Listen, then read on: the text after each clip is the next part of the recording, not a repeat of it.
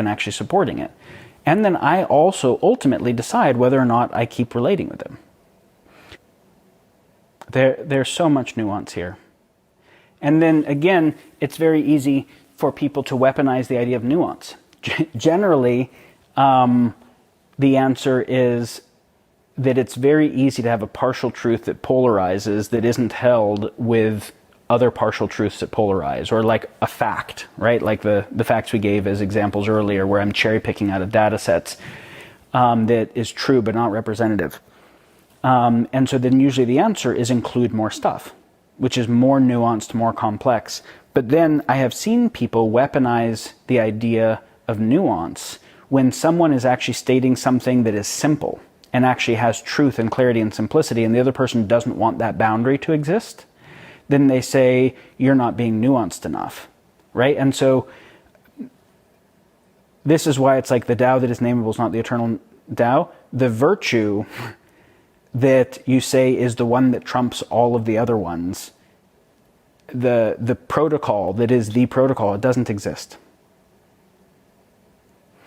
And, you know, if I want to try and talk about integrity, I usually don't think of integrity as a virtue or a value as much as I think that about it as the degree of congruence between my behavior and all of my other virtues or values.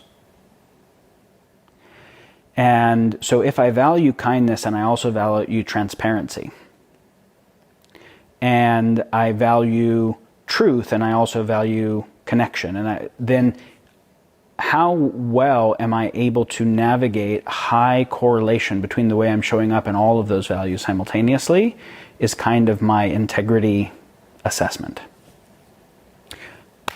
We were talking about weaponizing certain psychological things, and there's some more examples that are important. So we talked about weaponizing transparency, and then we talked about weaponizing kindness. I have seen, so people can weaponize their own vulnerability, where it's like, I watched after Brene Brown came out and did her stuff on vulnerability, that then I saw all these things on Facebook of life coaches crying in the camera with tears in their eyes showing how vulnerable they are. And, you know, then if you want to learn how to be vulnerable too, their package is for sale.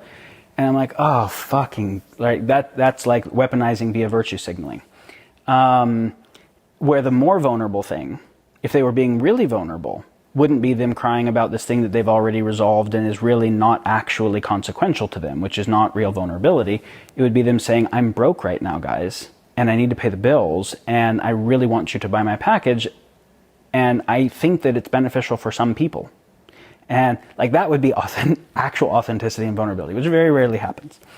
I have seen, like, one of the worst ones is weaponizing apology and remorse. So again, associated with something like narcissism,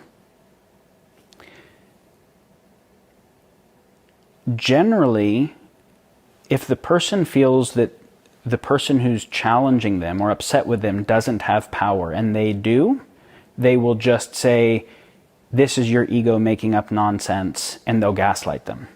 But if the other person has power and they can't do that, because it's a whole group of people calling them out, or it's someone with a lot of following or whatever, then the most effective game theoretic thing for them to do might be to start crying and say, oh my God, I'm so sorry. This goes back to a childhood wound of mine, and it's really vulnerable, and I'm working on it, and I thought I had healed this pattern, and it's still showing up.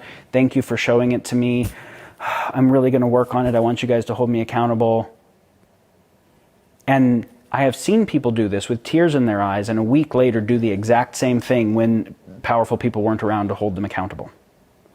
And that is basically weaponizing fake remorse and apology and whatever. So if I notice that happen, what I know is that no words that person says will mean anything to me. So I would need to see if that doesn't mean that I've closed off redemptive possibilities. It means I need a different kind of signal.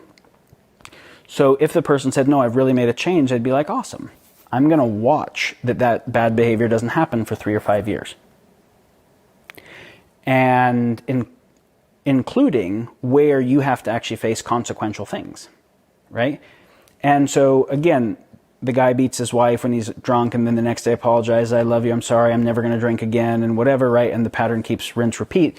It's not an apology at the level that will actually change the pattern. Therefore, it is a weapon to keep her bound to an abuse cycle. So when is an apology or remorse or accountability real? Well, it's when it is at the level of depth that will actually change the behavior. If it isn't, then whether the person thinks they mean it in the moment or not, you shouldn't trust it, right? So I can obviously give a million examples. What I'm hoping is I've given enough examples that you can start finding your own examples. Now, does this mean that anytime someone is crying and apologizing that they are weaponizing it and not earnest? No, sometimes they might really be earnest and they're going to shift forever. Or they're going to start a process that will work with a difficult set of dynamics that might involve a little bit of relapse, but earnestly is oriented in a different direction, versus they're just doing the mea culpa they need to get out of accountability in the moment and then go back to power seeking as soon as everyone's attention is off of them. Which is why 3 months isn't enough, right? And now, can some people play a long game? Sure, we have seen some great political strategists who play a long game. So, even the principle of wait a few years is not a perfect principle, it's a rule of thumb. Another way of thinking about what we're discussing here is that when people are communicating with other people, in person or via some kind of media, what is the basis of why they're communicating?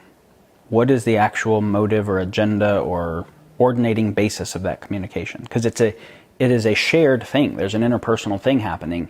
Is the communication for the interpersonal benefit, for the benefit of those people and the larger wholes that they're part of in the ecology and whatever? Is it for some private benefit? Is the motive being shared? Is it not being shared? These are important inquiries, and humans are smart. And we have a world where there are ways where we can advantage ourselves at the expense of others. There are ways where the expense to other can be hidden so we have plausible deniability on it, or seems diffuse to a lot of people so it doesn't seem that bad, or seems rationalizable because if I don't, some other bad thing will happen. So there's a lot of reasons why someone can even feel moral and right by doing something to be self-serving that involves sharing something that is to some degree distorted, meaning not true or not the whole truth in a representative way or whatever. I don't think the history on this is clear. I think there's still a good bit of debate on theories of it. Gelman and Girard and various thinkers on the history of linguistics have different thoughts on the evolution of spoken language and then formalizations of spoken language. But I think it's pretty clear that language did not evolve just based on individual selection. It was that groups survived better based on their ability to share information and coordinate better, i.e. to share sense making. I went and I saw where the predator was or where the berries were or where the water was, and I come back and share. So the ability for the people to share their sense making and then to be able to coordinate that has a group intelligence that is better than just the individual intelligences, that their ability to communicate created groups that survive better so than those individuals that did effective communication within groups did. So it's a group selection phenomena more than an individual selection phenomena, which means that the evolution of language was actually for the survival of the group. This is something that Landry's done a lot of work on.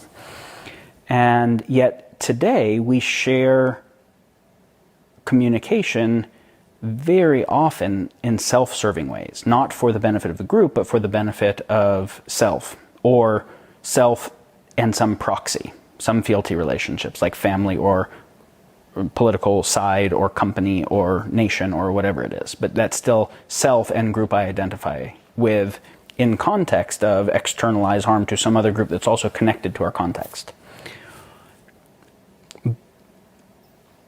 But even just in personal relationships, and if you just look on Facebook, the amount of sharing that is self-serving through language, when I think language actually evolved as a collective intelligence tool, is a real underlying fundamental problem. And I think then, to the degree we do it, it leads to everyone doing it, leads to a multipolar trap that leads to a broken epistemic commons and information ecology where almost nobody actually trusts anyone or thinks really well or communicates in earnest, effective shit that empowers each other. I would like when I'm communicating to